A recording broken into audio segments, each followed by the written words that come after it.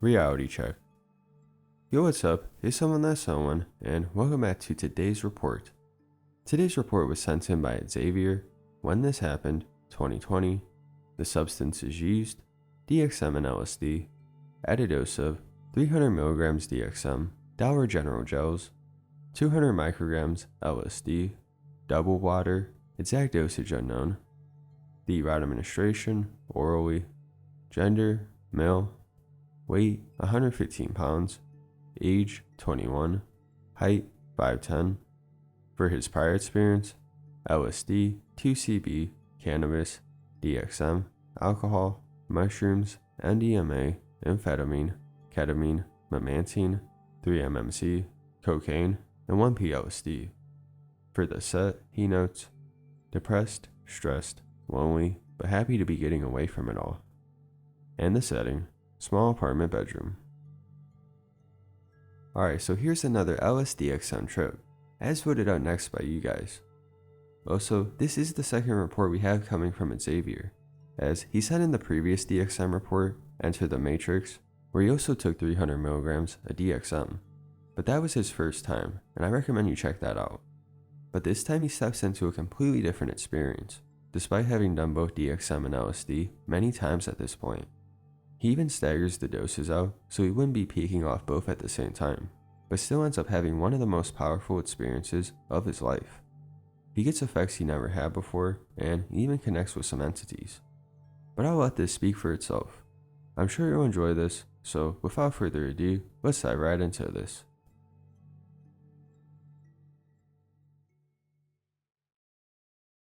I wanted to personally thank you for using my earlier report in your video. I'd like to thank you again by writing up another personal experience for you. I want to tell about the strangest drug-related experience of my life. It might sound on the absurd side, but I assure you, it was very real and something I will never forget. Full disclosure, I'm writing this now, and it happened 5 months ago, but I took notes immediately afterwards, which I'm referencing. The times of day aren't exact. I want to first say that looking back at this story now, my behavior was pure substance abuse, and I find more meaning what I learned from it afterwards than what I saw during the trip. It was escapism from my depression and stress at the time.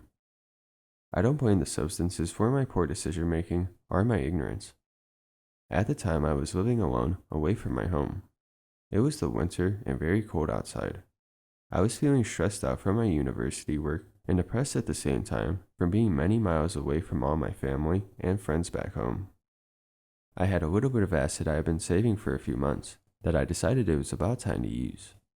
Again, not a good setting, right? I had in the past year begun experimenting with DXM, which I enjoyed, but it was not as desirable to me as acid due to the stronger physical effects like indigestion, upset stomach, feeling hot, you know. It was just more accessible.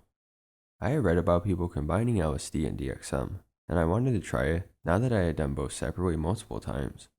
I decided to take 300 mg DXM via gels, then take 200 micrograms of LSD via tabs on the tail end of that trip. I figured they would only overlap for a short time and be at their respective low points of intensity, so I could just get an idea of how they interacted. What I didn't take into account is how long the DXM stays in the body even after the main trip is over, even on the lower plateaus. I took the DXM gels at about 10 a.m. on an empty stomach. The DXM trip was off to a good start. I hadn't lost my lunch or had to run to the bathroom. I spent the day chatting on my laptop and listening to my favorite playlist. It was a standard second plateau. By about 5, I had come down to a comfortably going buzz, so I took the 2 100 microgram tabs. I put on some TV to watch so I could look out for visual effects. It took about an hour before I noticed something strange. There was a documentary on, and the people's faces seemed extremely wrinkled, like they were much older than they really were. They also looked very red and sweaty. I'm used to seeing faces look out of proportion, slash stretched, or colored strangely on acid, but this was new. Continuing to watch, my depth perception began to warp. Text on the screen seemed to pop out, floating over the back layer like a Star Wars introduction. Even reaching my hand out to cover the screen, it seemed like certain things on the screen were layered in front of my hand while others stayed behind. Around this time, I got some text on my phone. I didn't want to open it for fear of sending a questionable reply, but I kept on checking my phone anyway because the text on it seemed to be the same words I was hearing from the TV. Every time I checked, the text changed to match the last thing the TV said. More worrying was it seemed like each time I pulled out my phone, it was shrinking. I could have sworn the screen kept getting shorter, to the point where the phone was half of its original size. I was getting freaked out. I was used to fractals, warping, and those sort of things, but text writing itself, objects changing shape right in front of me, this was new and I didn't like it. Now it was 3 hours after I had taken the LSD, about 8 p.m. I estimate. I decided I didn't want to look at people's faces anymore, so I turned off the TV and sat at my computer. I remember looking out my window and the sounds of the cars driving by the street, reverberating and echoing to the point where it was uncomfortable to have the window open. After this point, I can't say for sure if the things that happened to me were while I was awake or not.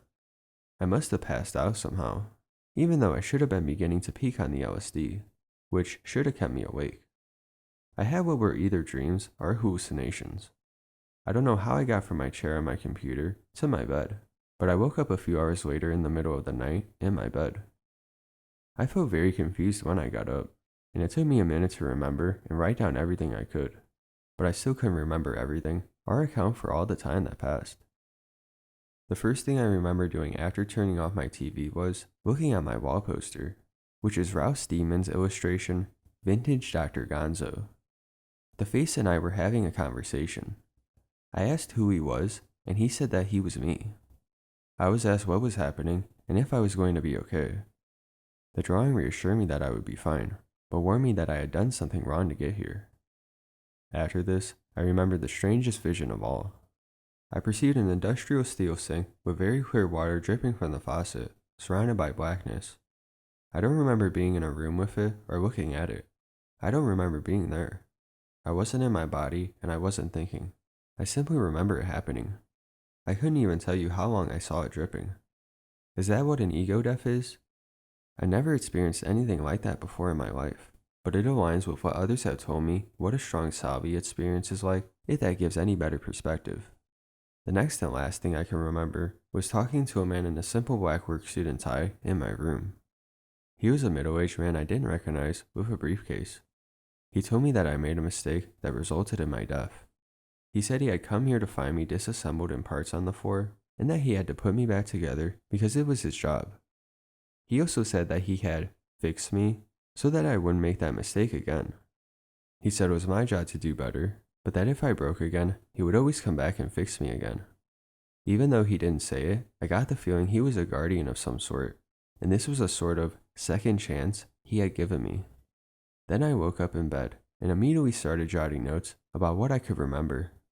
I think it's important to note that I've never had an intelligent entity appear to me and communicate to me like this, let alone two, on any other trip in my entire life, on anything.